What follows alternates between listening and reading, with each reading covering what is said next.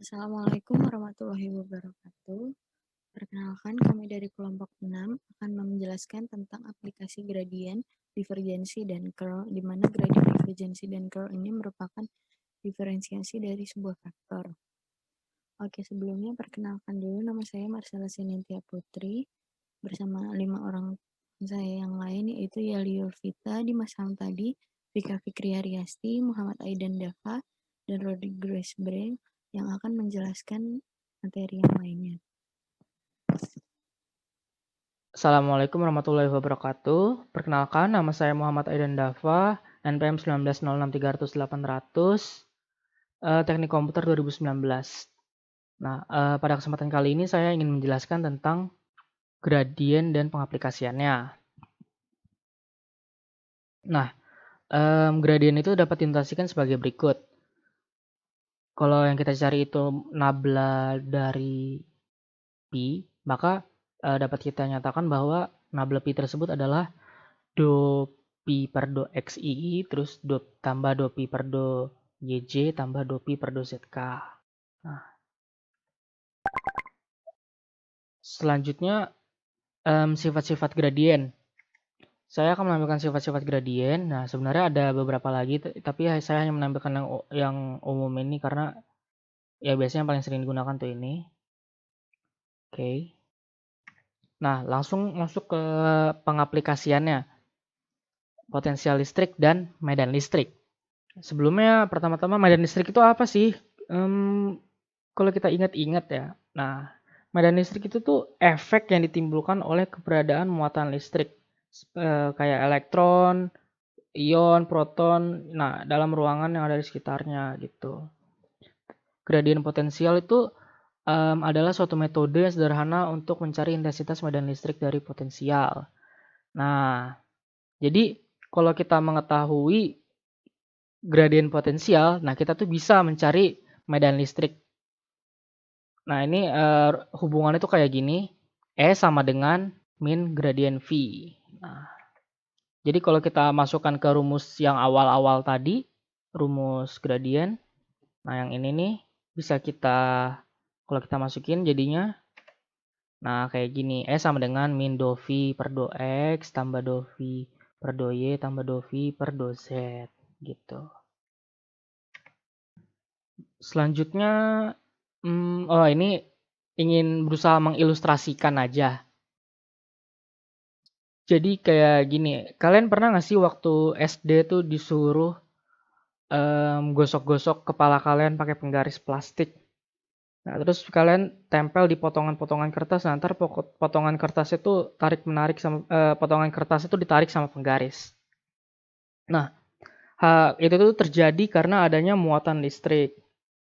Nah, jadi kayak saat penggaris digosokkan ke rambut, nah itu akan bermuatan negatif dan pada saat kertasnya tersebut bermuatan positif. Nah, pada saat itu terjadi gaya tarik-menarik kayak gitu.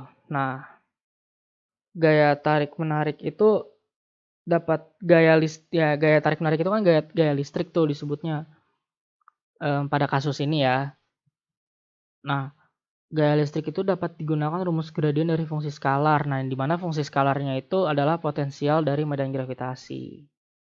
Kayak gitu.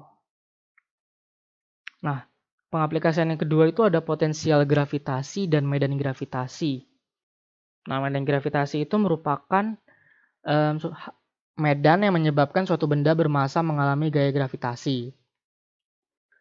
Nah, sama kayak tadi hubungannya itu kayak gini. Nah, G ini medan gravitasinya ya. Nah, do Pi ini melambangkan potensial gravitasinya. Sama kayak sebelumnya yang medan listrik sama potensial listrik hubungannya sama. Jadi kalau diaplikasikan ke rumus gradien ya sama aja, cuma beda variabel doang gitu. Nah, yang ketiga ini ada perpindahan panas. Saat benda tersebut dipanaskan, benda konduktor dipanaskan, nah itu tuh terjadi proses konduksi, yaitu perambatan suhu. Nah, arah-arah perambatan suhu ini yang diwakilkan oleh garis vektor, kayak gitu. Nah, ini ada contoh soal supaya kita bisa makin ngerti soal pengaplikasiannya. Nah, ini contoh soalnya tuh contoh soal potensial listrik sama medan listrik. Nah, misalkan kayak nah ini diketahui potensial V-nya 2x kuadrat Y kurang 5Z. Nah, kita disuruh nyari intensitas medan listriknya pada titik min 4,3,6. Kalau kita ingat-ingat tadi kan udah dijelasin ya, hubungan itu E sama dengan min gradien V. Nih. Nah, jadi kayak gini kan kalau dimasukin ke rumus gradiennya. Ini min gradien V. Oke, langsung aja kita masukin nih, kita kerjain. Pertama-tama do V per do X. Berarti V ini diturunkan X-nya. Nah, kalau gitu yang ada X-nya itu cuma yang 2X kuadrat Y ini doang. Ini nggak ada. Nah, berarti kita turunin yang ini doang. Berarti 2-nya ke depan, terus pangkatnya kurang 1. Jadinya 4XY, terus tambah oh iya, ini kan ada minusnya. Jadi kita langsung kali minusnya aja. Nah, berarti min 4XY. Nah, terus tambah do V per do Y. Nah, sama kayak tadi kita turunkan Y-nya berarti 2x kuadrat ya berarti ya. Terus karena ini minus rumusnya berarti min 2x kuadrat. Nah, terus do V per do Z. Nah, yang ada Z yang ini doang berarti langsung aja ini minus 5. Nah, minus 5 dikali minus jadinya plus 5. Terus kita masukin nih titiknya min 4,3,6 kita masukin ke X, Y, Z-nya. Jadinya kayak gini. Nah, terus buat nyari besarnya selanjutnya kita hitung vektor satuannya. Kita hitung besar vektornya. Nah, hasil akhirnya itu 57,9. Oke, sekian tentang pengaplikasian gradien. Selanjutnya akan dilanjutkan oleh teman saya. Saya akan menjelaskan tentang rumus divergensi. Jadi rumus divergensi ini hasil akhirnya berupa skalar, di mana rumusnya adalah nabla didotkan dengan vektor fungsi x, y, z. Sama dengan nabla ini rumus aslinya adalah do per do xi ditambah do per do yj ditambah do per do zk.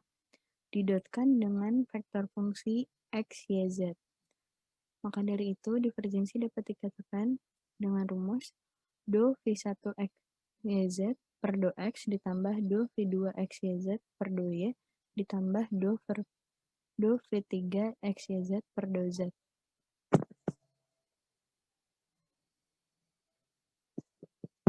Kemudian untuk rumus curl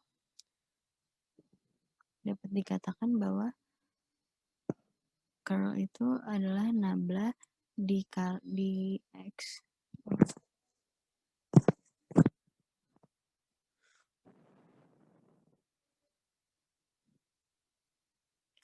Rumus dari curl adalah nabla dikroskan dengan vektor fungsi x, y, z. Maka dari itu curl hasilnya berupa vektor. Sehingga rumusnya dapat dikatakan.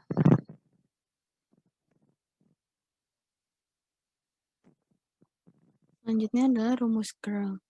Curl ini menghasilkan sebuah vektor di mana rumusnya adalah nabla dikroskan dengan vektor fungsi x, y, z. Yaitu nabla memiliki rumus asli do per do xi ditambah do per do yj ditambah do per do zk dikroskan dengan vektor fungsi x, y, z. Maka dari itu dapat dikatakan dengan penghitungan seperti ini, yaitu do per do x untuk mencari i, maka do per do y dikali V3 x, y, z dikurang dengan do per do z dikali V2 x, y, z. Untuk mencari j, maka do per do x dikalikan V3 x, y, z dikurang do per do z dikalikan V1 x, y, z. Dan untuk mencari k adalah do per do x dikalikan V2 x, y, z dikurang do per do y dikalikan V1 x, y, z. selanjutnya akan dilanjutkan oleh teman saya yang lain.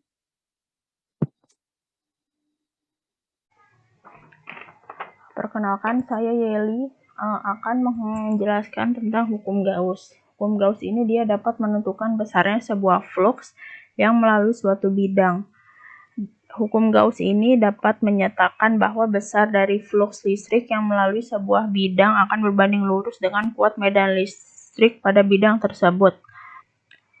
Kemudian di sini diterapkannya teorema divergensi ke integral flux listrik di atas permukaan tertutup. Di mana flux A E.ds itu sama dengan integral V nabla dot EDT sama dengan integral V rho per N0 dt. Nah, bentuk diferensial hukum Gauss ini yaitu yang akan kita bahas yaitu nabla dot E, yaitu sama dengan rho per N0, di mana divergensi medan listrik sebanding dengan local charge density-nya. Jadi local charge density itu dapat berbentuk positif maupun negatif.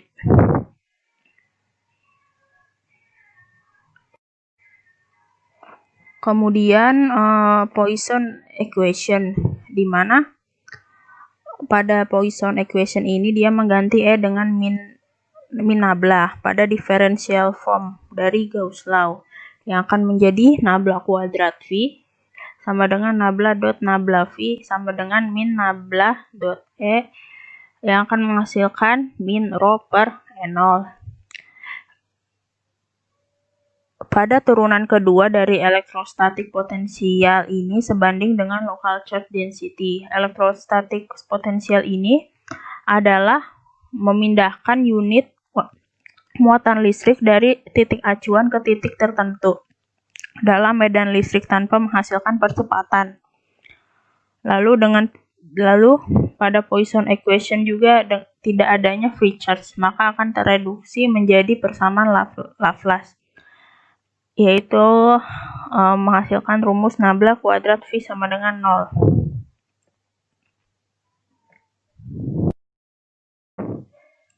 Kemudian solusi dari Poisson equation ini, V atau E itu dapat memperoleh dimanapun rho dengan melakukan diferensiasi. Lalu selain itu rho dimanapun dapat memperoleh V dari numerical integration. Di mana rumusnya itu dV per rho dt per 4V N0 T. Halo semuanya, saya Dimas Purnawam. Tadi di sini akan menjelaskan tentang aplikasi dari DIC dan CRO. Nah, pertama itu bahas tentang nabla ya. Nabla atau DL adalah operator yang digunakan dalam matematika, khususnya dalam kalkulus vektor. Nah, sebagai operator diferensial vektor biasanya diwakili oleh simbol nabla. Nah, ketika diterapkan ke fungsi yang didefinisikan pada domain satu dimensi, menunjukkan turunan standar. Jadi seperti didefinisikan dalam kalkulus. Nah, untuk aplikasinya sendiri, salah satunya itu pada hukum Maxwell kedua, yaitu ini nabla kali D sama dengan 0, di mana merupakan hukum Gauss untuk magnetisme. Nah, hukum Gauss tentang magnetisme ini menyatakan bahwa derivasi medan magnet sama dengan 0. Hukum ini berlaku untuk flux magnet melalui permukaan tertutup. Dalam hal ini, vektor area menunjukkan dari permukaan. Nah, medan magnet karena material akan dihasilkan melalui pola yang dinamai dipol, jadi kutub-kutub ini paling baik ditandai dengan lilitan arus. Namun, serupa dengan muatan magnet positif dan negatif yang tak terlihat memantul bersama, dalam kondisi garis-garis medan hukum, menyatakan bahwa garis-garis medan magnet tidak memulai atau menyelesaikan, tetapi membuat loop jika tidak meluas hingga tak terhingga dan mundur. Dengan kata lain, setiap garis medan magnet yang melewati level tertentu harus melewati atau keluar dari volume tersebut di suatu tempat. Nah, hukum ini dapat ditulis dalam dua bentuk. Bisa dilihat di slide bahwa dalam bentuk integral dan dalam bentuk diferensial, yang dimana aplikasi dari diff dan curl itu sendiri. Nah, selain itu, ada juga menurut hukum kekekalan massa, besarnya flux materi tersisa yang keluar dari unsur volume delta V suatu fluida harus sama dengan berkurangnya massa di dalam unsur volume. Nah, delta V yang sama dengan laju perubahan rapat massa terhadap waktu, yaitu del P per del T, dikalikan dengan unsur volume delta V, sehingga berlaku persamaan ini teman-teman, nabla kali J sama dengan min del V per del T. Nah, persamaan ini dikenal dengan persamaan kontinuitas yang tidak lain merupakan hukum kekekalan massa. Jadi hukum kekekalan massa salah satu dari penerapan dari diff dan curl ini. Bila di dalam proses aliran tersebut tidak terjadi penambahan ataupun pengurangan materi, maka del P per del T bisa sama dengan 0, sehingga nabla kali J sama dengan 0. Vektor J sama dengan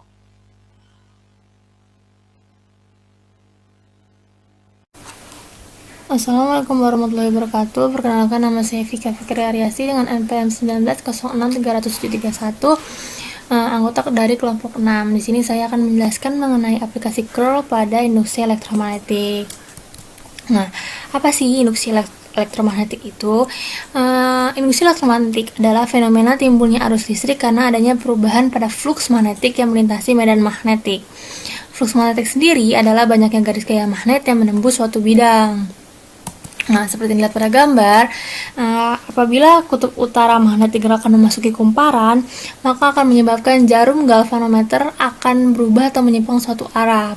Berubahnya jarum galvanometer ini disebabkan karena adanya arus yang mengalir pada kumparan. Arus listrik timbul karena adanya beda potensial ketika magnet batang digerakkan masuk atau keluar dari kumparan.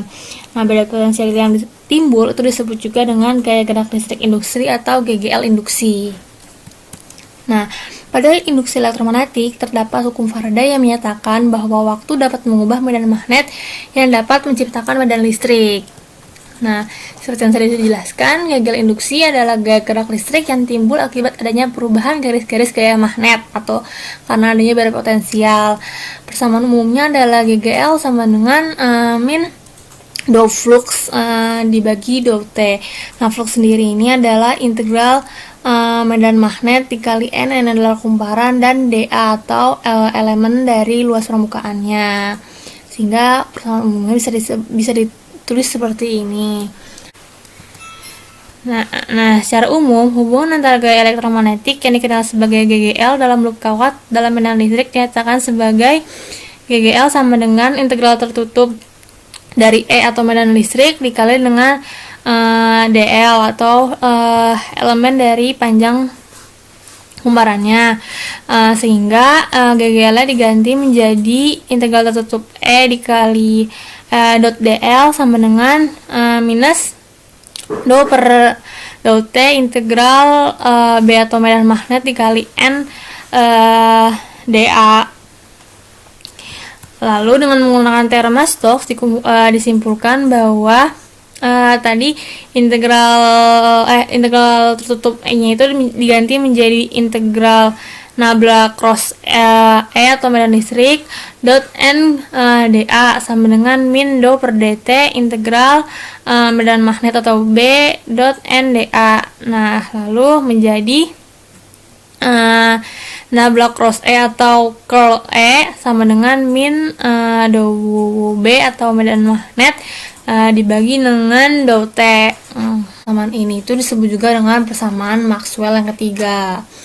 Nah, persamaan Maxwell adalah persamaan yang mendefinisikan sifat-sifat medan magnet dan medan listrik dengan menggunakan teorema lainnya. Salah satunya adalah terdapat pada persamaan Maxwell 3, itu berhubungan dengan hukum Faraday yang sudah tadi dijelaskan.